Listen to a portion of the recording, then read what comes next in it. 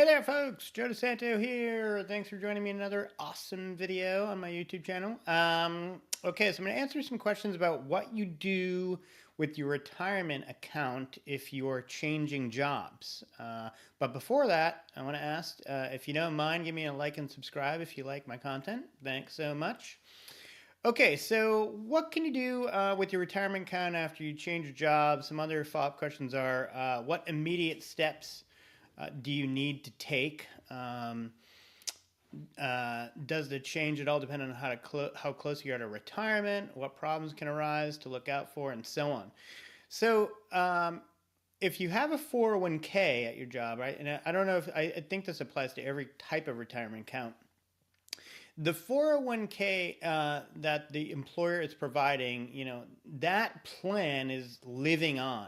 And even though you are no longer employed there, you can choose to keep your money in that plan for as long as that plan stays open. It might not be as long as that plan stays open. Employers might have the option to limit that time period, but at least for a reasonable and somewhat lengthy period of time, you can keep your participant account open and your funds in there and invested, in the same way as when you worked there at that company. But, for obvious reasons, that's not an ideal thing to do. Excuse me. You just want to, kind of get your money and bring it into your own world. So the most common thing you can do is set up a rollover IRA that you can transfer funds into from a previous job. And you might be thinking, doesn't an IRA have limits? Rollover IRAs don't have limits if you're transferring money from a qualified existing plan, from a job that you're no longer at. You can move the whole amount over into a rollover IRA.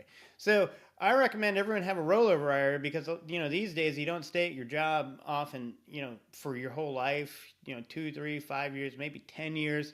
So you're going to have a handful of jobs in your life, and if and when you leave them, you can just keep piling your retirement 401k money into the rollover IRA.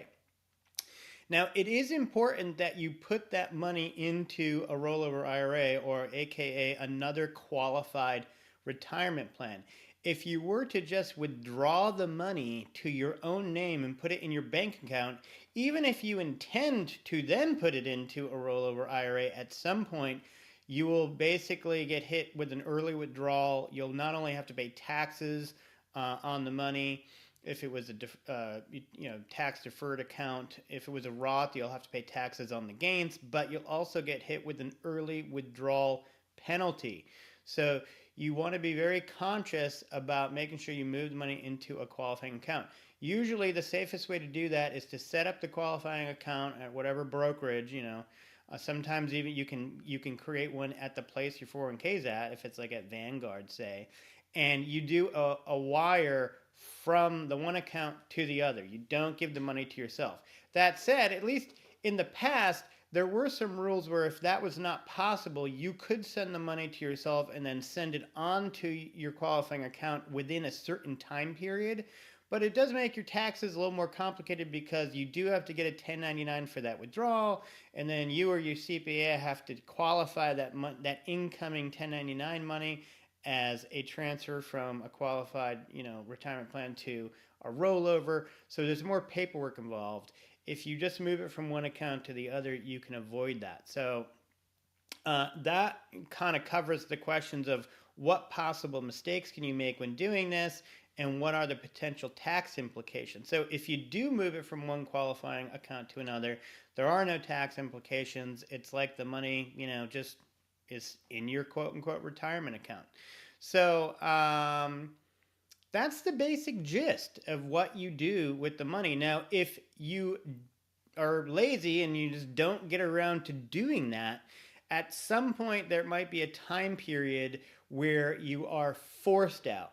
Meaning the company says, hey, you can no longer be in this plan. Maybe they close the plan or something like that, and you got to get your money out and put it in another qualifying account, or just take it and take the tax and penalty hit, up to you. But as they say, you don't have to go home, but you can't stay here. So that might come to pass if you put it off, but I say, just get ahead of it, get it out of there. That's where you don't have to deal with your old company anymore anyway, because if you have your money there, you're going to be having to interact with them in some way related to having your money still in their plan. So there you go. Hope that was helpful. I will see you in the next one. Bye.